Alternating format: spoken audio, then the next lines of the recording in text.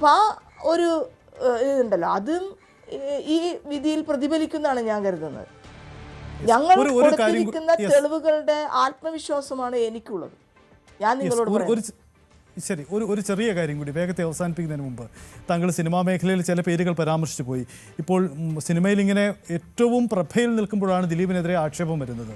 അപ്പോൾ ഈ മുൻനിര നടന്മാരായ മമ്മൂട്ടി അടക്കമുള്ളവർ ഈ കേസിൽ നൽകിയ ഒരു പിന്തുണ കൂടി പ്രസക്തമാണല്ലോ. അവരുടെയൊക്കെ ഒരു പിന്തുണ എത്രമാത്രം നേരിട്ട് ഈ കേസിൽ ഉണ്ടായിട്ടുണ്ട്? ഒന്നും ഉണ്ടായിട്ടില്ല എന്ന് മാത്രമല്ല, 8ാം പ്രതിയെ സഹായിക്കാൻ, അതൊക്കെ നമുക്കിപ്പോൾ ഓപ്പണായിട്ട് ഇങ്ങനെ പറയാൻ ഇപ്പോൾ പറ്റില്ല, നാളെ കഴിഞ്ഞ് നമ്മൾ പറയാം. ഒന്നും ചെയ്തിട്ടില്ല. പ്രതിക്ക് 8ാം പ്രതിയെ സഹായിക്കുക തന്നെയാണ് അവരൊക്കെ ചെയ്തിട്ടുള്ളത്. നമ്മുടെ സംഘടനയിലുള്ള ഒരു പെൺകുട്ടിയാണല്ലോ അത്. ഒരു സംഘടനയിൽ ആണും പെണ്ണും എന്നുള്ള വ്യത്യാസമൊന്നുമില്ലല്ലോ. നമ്മുടെ സംഘടനയിലുള്ള ഒരു പെൺകുട്ടീനെയാണ് ഇത്രയും ഹീനമായ രീതിയിൽ കൊട്ടേഷൻ കൊടുത്ത് റേപ്പ് ചെയ്തിരിക്കുന്നത്. ആ പെൺകുട്ടിയോട് ഒരു സഹാനുഭൂതിയുടെ, നിങ്ങൾക്കും പെൺമക്കളില്ലേ, നിങ്ങളാണ് റേപ്പ് ചെയ്യപ്പെടുന്നതെങ്കിലോ, നിങ്ങളുടെ മക്കളാണ് റേപ്പ് ചെയ്യപ്പെടുന്നതെങ്കിലോ, അതും ജോലിക്ക് പോകുന്നതിനിടയിൽ കിഡ്നാപ്പ് ചെയ്ത് യാതൊരു ബന്ധവുമില്ലാത്ത ഒരാളാണ് ചെയ്യുന്നത്, ഒരു കൂട്ടം ആളുകളാണ് ചെയ്യുന്നത്.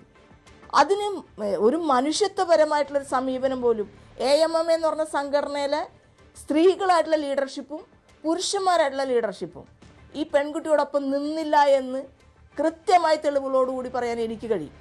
അത് ഞാൻ നാളെ പറയുകയും ചെയ്യും. ഈ നാളെ ഈ വിധി വരുമ്പോൾ ഒരു പ്രധാനപ്പെട്ട കാര്യം, സംസ്ഥാനത്ത് ഒരു തെരഞ്ഞെടുപ്പിൻ്റെ തൊട്ട് തലേന്നാണ് ഈ വിധി വരുന്നത്. ഒരു കേസും ഈ സംസ്ഥാനത്തിൻ്റെ തെരഞ്ഞെടുപ്പുമായി എന്ത് ബന്ധമെന്ന ചോദ്യം വന്നാൽ ഇവിടെ പ്രസക്തമുണ്ട് എന്ന് തന്നെയാണല്ലോ നമുക്ക് പറയാൻ പറ്റുക. കാരണം ദിലീപ് പോലെ ഒരു നടനെ അറസ്റ്റ് ചെയ്യാൻ ഒരു സർക്കാർ കാട്ടിയ ധൈര്യം സ്വാഭാവികമായും ശരിയോ തെറ്റോ എന്നുകൂടിയുള്ള വിധിയാണ് വരാൻ പോകുന്നത്. താങ്കൾ പ്രതീക്ഷിക്കുന്നുണ്ടോ ആ തരത്തിലുള്ള ഒരു രാഷ്ട്രീയ പ്രാധാന്യം ഈ കേസിൽ?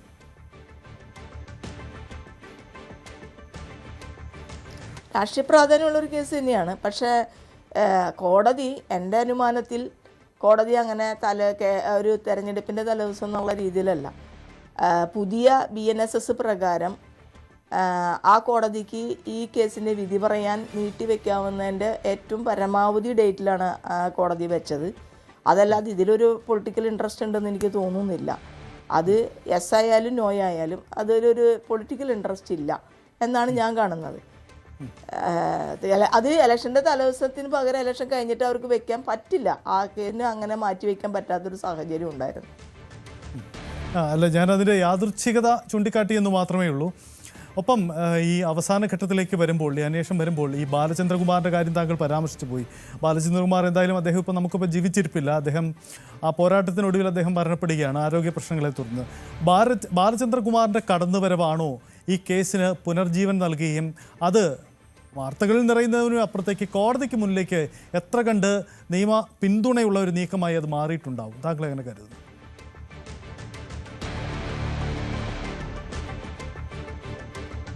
അത് മാത്രമല്ല അതിക്ക് മുന്നേ തന്നെയുള്ള ധാരാളം തെളിവുകൾ കോടതിക്ക് ഉള്ളിൽ നമ്മൾ ഹാജരാക്കിയിട്ടുണ്ട്. ബാലേന്ദ്രകുമാർ കുറച്ചും കൂടിയും അതിനെ സപ്പോർട്ട് ചെയ്യുകയും ഊട്ടി ഉറപ്പിക്കുകയും ചെയ്തു എന്ന് വേണമെങ്കിൽ പറയാം. ഓക്കെ, താങ്കൾ ഒരു കാര്യം കൂടി, ഈ സിനിമാ മേഖലയിൽ നിന്ന് ലഭിച്ച പിന്തുണയെക്കുറിച്ച് താങ്കൾ പറഞ്ഞു. മുൻനിരയിലുള്ള ആരും സഹായിക്കാതെ പോയി. ഇതിൽ നമ്മൾ പരാമർശിക്കേണ്ട ഏതെങ്കിലും പ്രത്യേക പേരുകാരുണ്ടോ? താങ്കൾ മഞ്ജുവാരുടെ കാര്യം പറഞ്ഞു, അതിനൊപ്പം തന്നെ പ്രത്യേകം പരാമർശിച്ചു പോകേണ്ട ചില പേരുകാരുണ്ടോ? കാരണം സിനിമയിൽ തിരിച്ചടി ഉണ്ടാകുമെന്നറിഞ്ഞിട്ടും അതിജീവിതയ്ക്കൊപ്പം തന്നെ നിൽക്കുക എന്ന വലിയ ധൈര്യം കാട്ടിയ മറ്റു പേരുകാർ അവരാരൊക്കെയായിരിക്കും? അതൊരു സ്ത്രീകള്, WCC, മറ്റെന്ത് പറയണം, WCC അവരുടെ ലൈഫ് കൊണ്ടല്ലേ ആ കുട്ടിക്ക് അവർ പിന്തുണച്ചത്. അവരെല്ലാവരും ഫീൽഡ് ഔട്ടായില്ലേ. പക്ഷെ ഒരു പരാതിയുമില്ലാതെ അവളോടൊപ്പം തന്നെ നിൽക്കല്ലേ അവർ. അത് തന്നെയല്ലേ ഈ വഴി കേരളത്തിലെ മുഴുവൻ പുരുഷന്മാരായിട്ടുള്ള ഈ പറഞ്ഞ സിനിമാ മേഖലയിൽ നിൽക്കുന്ന ആളുകൾക്കും അപമാനകരമായ തിരിച്ചടിയാണ് ആ സ്ത്രീകൾ കുറച്ചു പേർ കൊടുത്തത്. അവരിന്നും നിങ്ങൾ വർക്ക് തന്നില്ലെങ്കിലും കുഴപ്പമില്ല, ഞങ്ങൾ സിനിമയിൽ നിന്ന് ഔട്ടായാലും കുഴപ്പമില്ല, ഞങ്ങൾ വേറെ ഉപജീവന മാർഗം തേടിക്കൊള്ളാം, അല്ലെങ്കിൽ ഞങ്ങൾക്ക് പിന്നെയും അവസരങ്ങൾ ലഭിക്കും, ഇതിൻ്റെ സത്യം തെളിയുന്നത് വരെ ആ പെൺകുട്ടിക്കൊപ്പം നിൽക്കുമെന്ന് പ്രഖ്യാപിച്ച WCCക്കാണ് നമ്മൾ സല്യൂട്ട് കൊടുക്കേണ്ടത്. WCCക്ക് മാത്രം.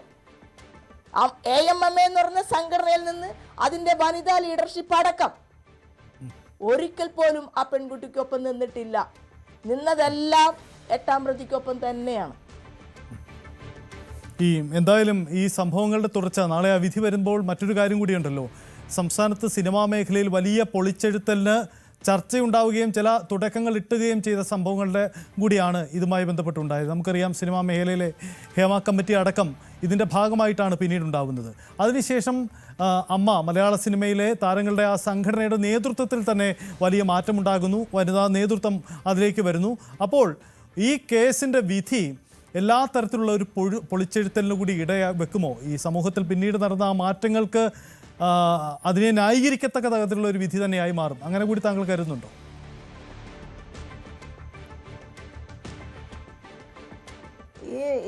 ഈ വിധിയിൽ ഇപ്പോൾ ആർക്ക് അനുകൂലമായ വിധിയായാലും ഇതിൽ അപ്പീൽ പോകുന്നുണ്ടാവും. ഇത് സുപ്രീം കോടതി വരെ ഈ കേസ് എന്തായാലും മുന്നോട്ട് പോവുക തന്നെ ചെയ്യും. സിനിമാ മേഖലയിൽ എനിക്ക് തോന്നുന്നില്ല ഇനി ഒരു പൊളിച്ചെഴുത്ത് എന്നൊക്കെ പറയുന്ന കാര്യങ്ങൾ സംഭവിക്കുന്നു. ഇപ്പോൾ ഈ പൊളിച്ചെഴുത്ത് നടത്തി AMMയുടെ സംഘടനയുടെ നേതൃത്വത്തിലെത്തിയിട്ടുള്ള വനിതാ ലീഡർഷിപ്പ് എന്ന് നിങ്ങൾ പറഞ്ഞില്ലേ, അവരെല്ലാവരും ദിലീപിൻ്റെ പക്ഷത്ത് നിൽക്കുന്നവരല്ലേ. അവരല്ലാതെ ആ പൊളിച്ചെഴുത്തിൻ്റെ ഭാഗമായി വന്നവരൊന്നുമല്ല. ആ ചാൻസ് അവർക്ക് കിട്ടിയത് ഈ സംഭവം കാരണം കൊണ്ടാണ്, WCC ഉണ്ടായത് കൊണ്ടാണ്. പക്ഷെ അവരാരും ഈ പെൺകുട്ടിയോടൊപ്പം നിന്നവരല്ല. അപ്പം അവർ എന്നെ കാണുന്നുണ്ടാവും, ആയിക്കോട്ടെ. പക്ഷേ ഞാൻ സത്യമാണ് പറയുന്നത്, ഈ സ്ത്രീകളായിട്ടുള്ള ഈ ലീഡർഷിപ്പ് ഒരു ആത്മപരിശോധന നടത്തേണ്ടവർ തന്നെയാണ്. അവർക്കെതിരെ ആ ചില ആരോപണങ്ങൾ, ഈ തെരഞ്ഞെടുപ്പുമായിട്ട് ബന്ധപ്പെട്ട് അവർക്കെതിരെ ചില ആരോപണങ്ങൾ വന്നപ്പോൾ അവർ അപ്പോഴും വിളിച്ചത് WCCനെയാണ്, എന്നെ രക്ഷിക്കണം എന്ന് പറഞ്ഞിട്ട്. അപ്പോൾ WCC അവരെ സപ്പോർട്ട് ചെയ്യുകയും ചെയ്തു. അതാണ് WCCയും ഈ ആളുകളും തമ്മിലുള്ള ഡിഫറൻസ് എന്ന് പറയുന്നത്. അവർ ഇത്രയും മാത്രം അപകീർത്തിപ്പെടുത്തുകയും അത്രമാത്രം ഡൗൺ ട്രോഡനായിട്ട് അടിച്ചമർത്തപ്പെടുകയും ചെയ്തെങ്കിൽ പോലും ഒരു സ്ത്രീക്ക് ഒരു പ്രശ്നം ഉണ്ടായ സമയത്ത് അവർക്ക് താങ്ങായി നിൽക്കാൻ WCC നൽകിയ കരുത്ത്, അതുതന്നെ WCCക്കുള്ള രാഷ്ട്രീയമായ, സാമൂഹ്യമായ, ഫെമിനിസ്റ്റിക് ആയിട്ടുള്ള ഒരു എക്സിസ്റ്റൻസ് എന്ന് പറയണത് അവർക്കുള്ള ബിഗ് സല്യൂട്ട് എന്ന് പറയണത്. ഈ 8-ാം പ്രതി ദിലീപ് ഇരവാദം ഉയർത്തുന്നതിന് വേണ്ടി വ്യാജ തെളിവുകൾ ഉണ്ടാക്കാൻ ചില ശ്രമം നടത്തിയെന്ന വിവരം കൂടി പുറത്തു വന്നിരുന്നല്ലോ. ഒരുപക്ഷെ കോടതിയിൽ മുമ്പ് പരാമർശ വിഷയമാവാം, ഇപ്പോഴാണ് ഇതിൻ്റെ കാര്യങ്ങൾ പുറത്തു വരുന്നത്. ഒരു വാട്സപ്പ് ഗ്രൂപ്പ്, വ്യാജ നമ്പറുകളും മറ്റും ചേർത്തൊരു വാട്സപ്പ് ഗ്രൂപ്പ് ഉണ്ടാക്കി. ഇത്തരം കാര്യങ്ങളൊക്കെ കോടതിയുടെ പരിഗണനയിൽ വന്നതാണോ?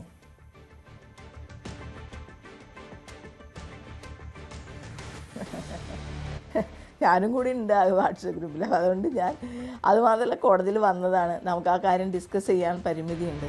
നാളെ പറയാലോ. ശരി ശരി, വളരെ നന്ദി. എന്തായാലും അഡ്വക്കേറ്റ് TP മിനി പ്രതികരിച്ചതിന് എന്തായാലും കേരളം കാത്തിരിക്കുകയാണ്. വളരെ നന്ദി പ്രതികരിച്ചതിന്. എന്തായാലും കേരളം കാത്തിരിക്കുകയാണ് സുപ്രധാനമായ വിധിക്ക് വേണ്ടി. നമ്മൾ ചർച്ച ചെയ്യപ്പെട്ട പ്രോസിക്യൂഷൻ ഉയർത്തിയ ഈ വാദങ്ങളോട് കോടതി എങ്ങനെ നിലപാടെടുക്കുന്നു എന്നതുകൂടി പ്രസക്തമായ കാര്യമാണ്. കേരള സമൂഹത്തിൽ ഏതെങ്കിലും ഒരു സംഭവത്തിൻ്റെ അടിസ്ഥാനത്തിൽ നടക്കുന്ന വിധി എന്നതിനുമപ്പുറം ദൂരവ്യാപക പ്രത്യാഘാതമുണ്ടാകുന്ന വിധി കൂടിയാണ്.